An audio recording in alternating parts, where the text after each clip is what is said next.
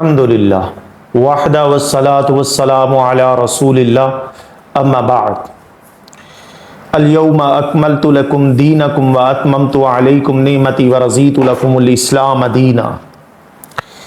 یہ صحیح بخاری کے اندر ایک حدیث ہے، حضرت عمر رضی اللہ عنہ اس حدیث کے راوی ہیں کہ ایک یہودی حضرت عمر رضی اللہ عنہ سے آ کر کہنے لگا کہ اگر ہمارے ہاں یہ آیت نازل ہوئی ہوتی تو ہم اس دن عید مناتے۔ تو حضرت عمر رضی اللہ عنہ نے فرمایا کہ میں اس کے وقت کو بھی جانتا ہوں اور اس کے مقام کو بھی پہچانتا ہوں کہ جب یہ آیت کریمہ کا نزول ہوا، یعنی یہ عرفہ کے دن تھا، نبی صلی اللہ علیہ وسلم اس دن خطبہ ارشاد فرما رہے تھے اور یہ آیت کریمہ نازل ہوئی۔ یہ حدیث صحیح بخاری کے اندر حدیث کا نمبر 45 ہے اور حدیث کے راوی حضرت عمر بن خطاب رضی اللہ عنہ ہیں۔ خیر، ساری بات کرنے کا مطلب یہ ہے کہ آج ہم جس مسئلے کو ڈسکس کریں گے وہ ہے کہ عرفہ کے دن کی فضیلت کیا ہے۔ تو اس حوالے سے میں ایک اور حدیث آپ کے سامنے رکھ دیتا ہوں۔ یہ میرے سامنے حدیث ہے صحیح ترغیب و ترہیب کی۔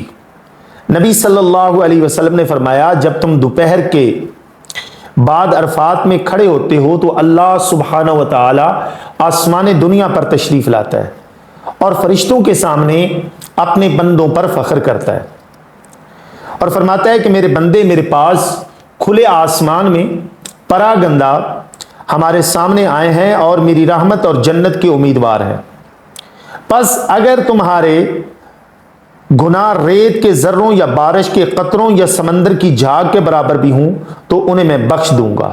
میرے بندو لوٹ جاؤ، تم بخشے بخشائے ہو، اور ان کی بھی مغفرت ہے جن لوگوں کی سفارش تم نے کی ہے۔ یعنی اس حدیث کا معنی اور مفہوم یہ ہے کہ اللہ سبحانہ و تعالی یوم عرفہ کے دن آسمان دنیا پر تشریف لاتے ہیں اور اپنے فرشتوں پر فخر کرتے ہوئے کہتے ہیں کہ اگر کسی بندے کے گناہ ریت کے ذروں کے برابر، بارش کے قطروں کی مانند یا پھر کسی کے سمندر کی جھاگ کے برابر بھی ہوں تو میں نے ان سب کو معاف کر دیا ہے اور ان لوگوں کو بھی معاف کر دیا ہے جن لوگوں کا تم نے نام لیا ہے۔ یہ صحیح ترغیب و ترہیب کے اندر یہ حدیث ہے اور یہ صحیح سند کے ساتھ حدیث ہے۔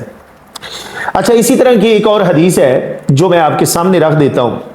حضرت عائشہ رضی اللہ تعالی عنہا فرماتی ہیں کہ رسول اللہ صلی اللہ علیہ وسلم نے فرمایا اللہ عرفہ کے دن سے زیادہ کسی اور دن اللہ اپنے بندوں کو جہنم سے آزاد نہیں فرماتا۔ یہ صحیح مسلم کی حدیث ہے اور یہ حدیث بالکل صحیح ہے چونکہ صحیح مسلم کی ہے، راوی اس کی حضرت عائشہ ہے۔ معلوم کیا ہوا کہ عرفہ کے دن اللہ سبحانہ و تعالی سب سے زیادہ اپنے بندوں کو جہنم سے آزاد فرماتے ہیں، تو لہٰذا اس دن کی فضیلت کے پیش نظر جو لوگ وہاں پر گئے ہوئے ہیں میدان عرفات کے اندر، وہ جب کھڑے ہوں اپنے لیے بخشش اور رحمت کی دعا کریں۔